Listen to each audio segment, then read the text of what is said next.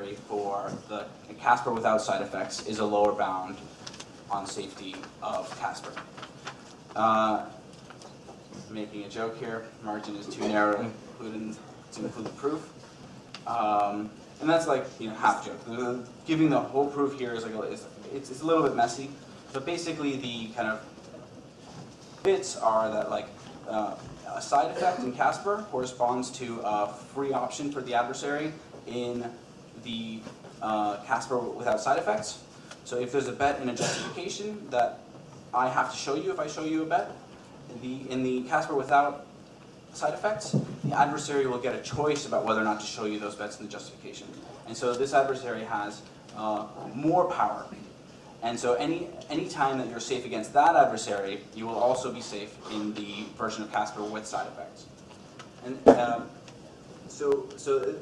and this basically, kind of establishes the idea, this calculation as a lower bound on safety. And I can actually give you a little pseudocode for computing this ideal adversary. Essentially, there's a while loop, and it keeps going as long as the attacker thinks they're making progress.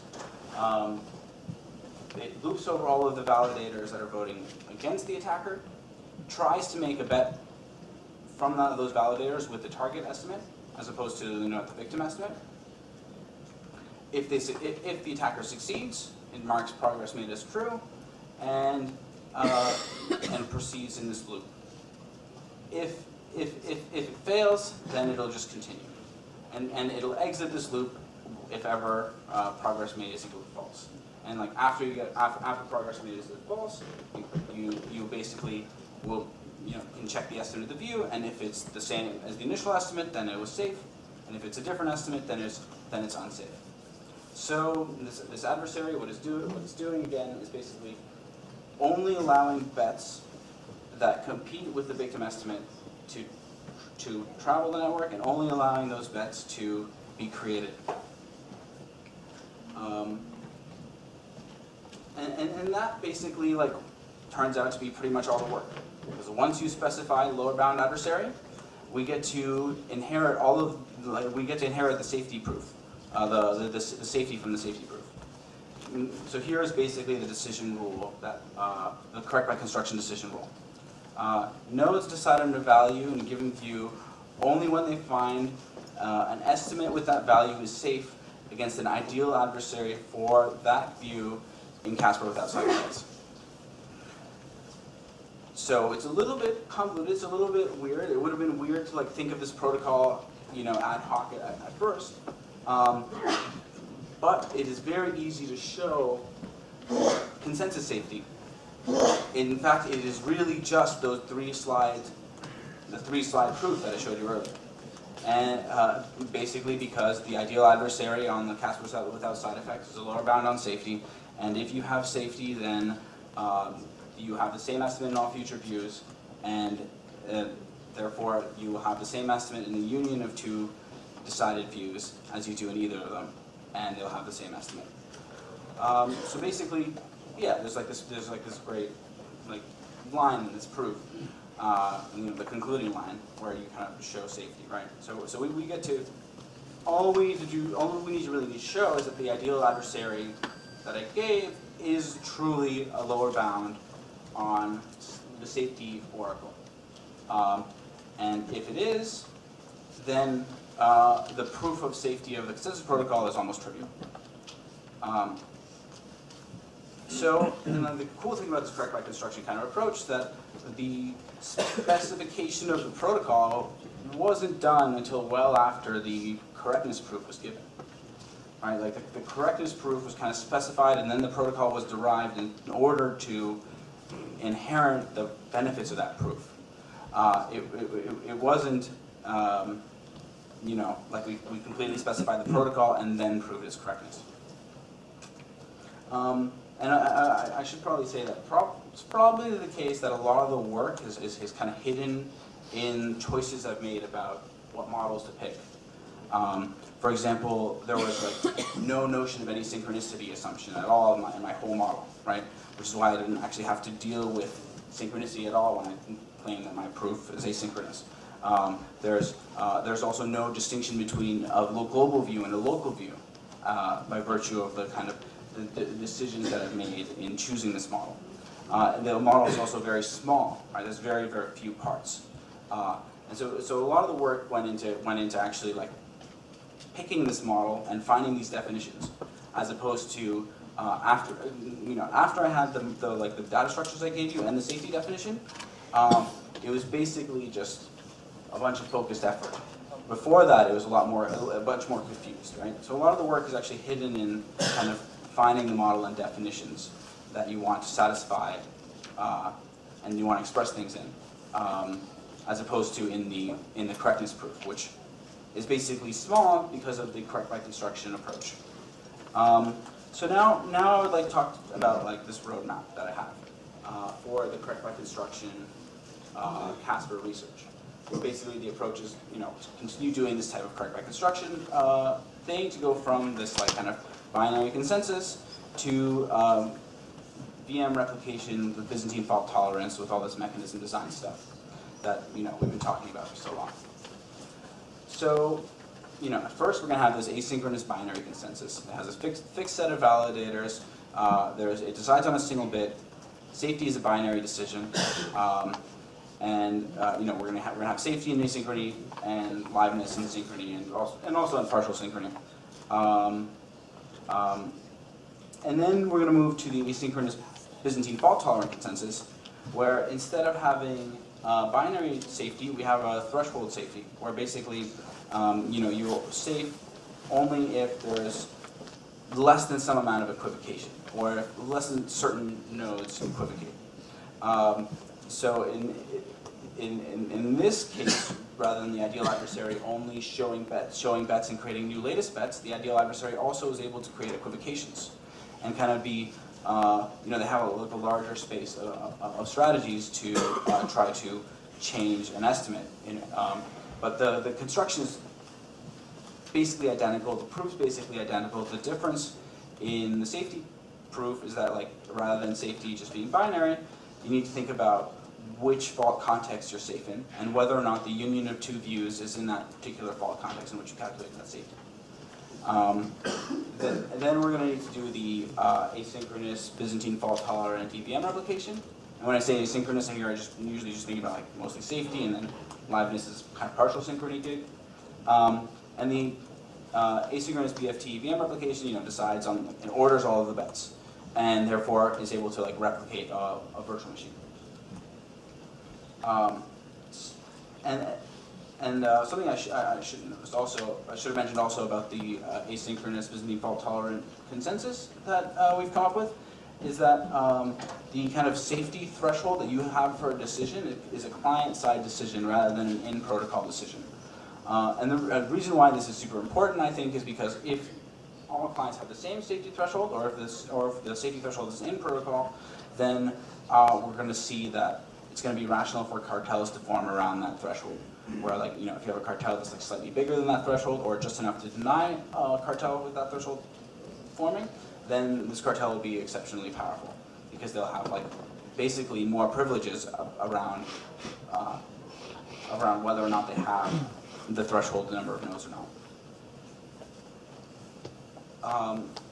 And then after we have the asynchronous Byzantine fault tolerant EVM replication, we're going to need to do validator rotation. Basically let validators sign, like, bond and unbond, right? Have like rotation of nodes in the consensus protocol. Then we need to make it like client friendly, which is a kind of neat transformation of the protocol that, like, gives you these like Merkle proofs and kind of more concise statements about the state, transaction receipts, etc. And finally, we add all of the mechanism design stuff. All the, kind of economic security, coalition-proof mechanism design, oligopolistic market model, independent choice, coordinated choice, like all this kind of like economic security stuff that we've been working on, kind of just slips in right at the end. And that's kind of interesting, and I'll kind of tell you why in a second. First, let me kind of give you a little spoiler. The Q&A is actually a Q&A I wrote for myself. I figured you'd have interesting questions, and that you would be asking me these questions. And you know, let's go through them one at a time. So firstly, like, why is client friendliness before mechanism design at the end of this thing? Something I just kind of wanted to nerd out on.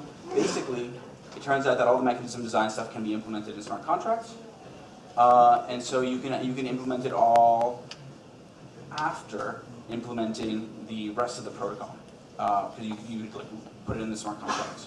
And then, you know, it's going to have to be linked up with the validator rotation. Right? You're only allowed to be a validator if you bond more than the minimum amount. But like that's why I did that. But the roadmap is still kind of like, you know, subject to change. And the question number 2, someone's definitely going to ask me this, and probably more than one. You and Vitalik are working on different roadmaps. Isn't this terrible?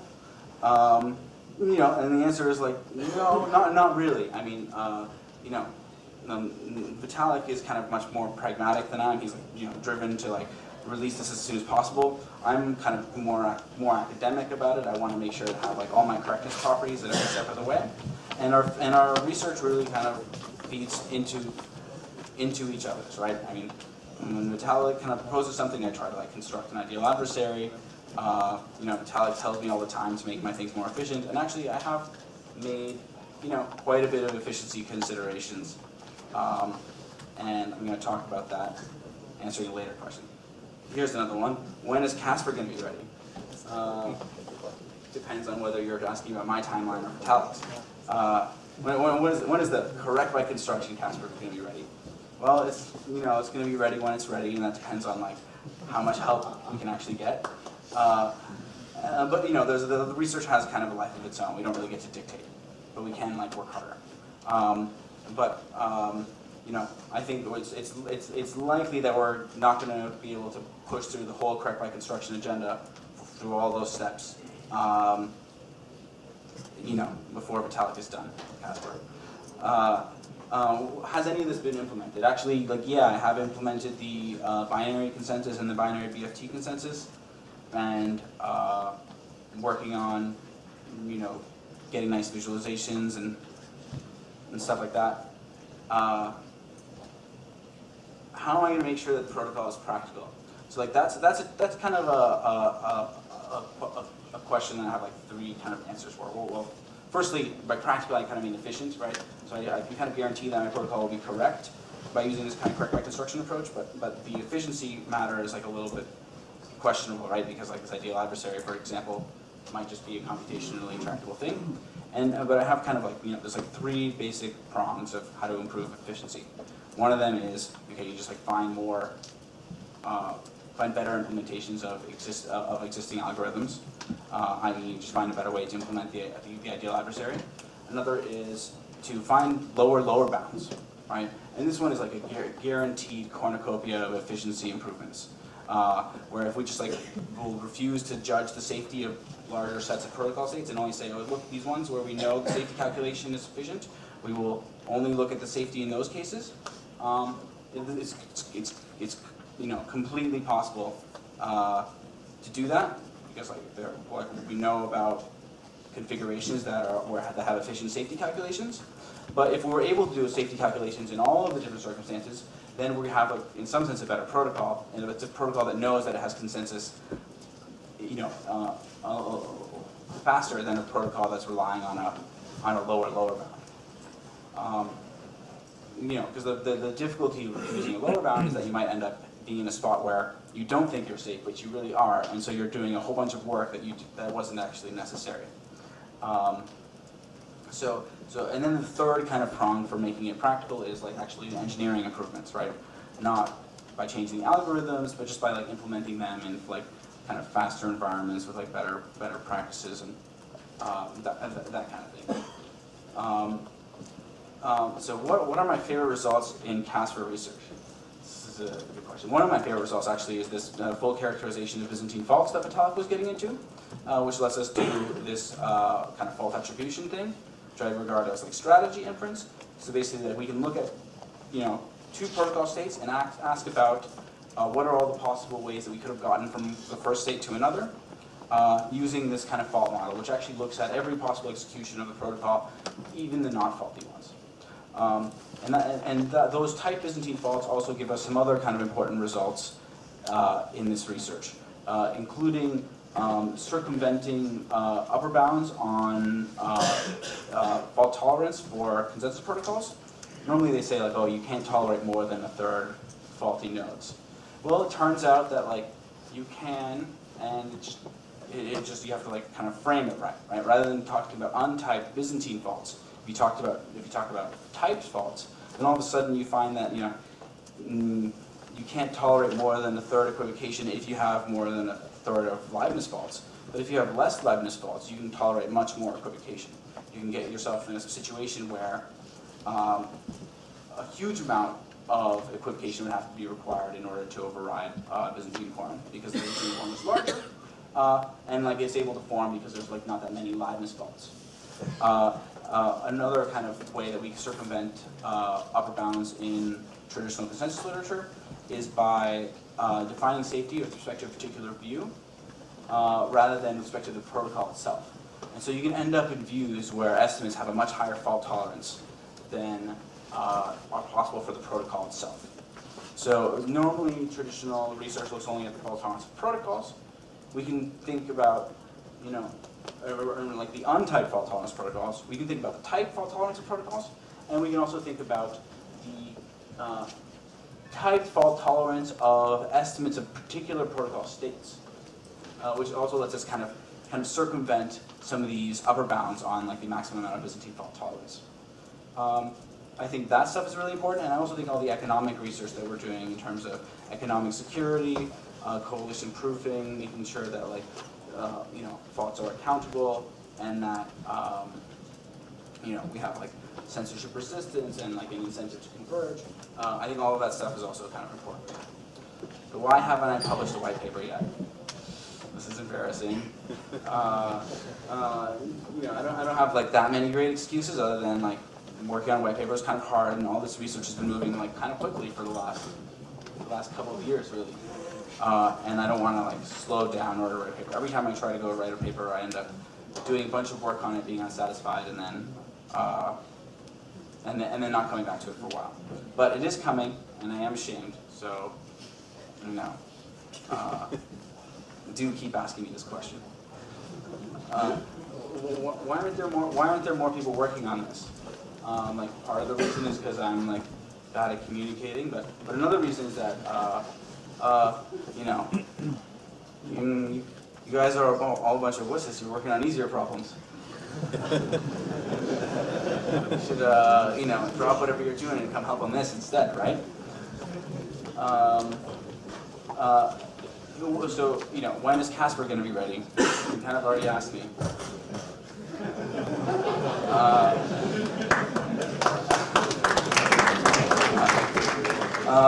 So am I going to take questions from the audience? I don't know. No time for that.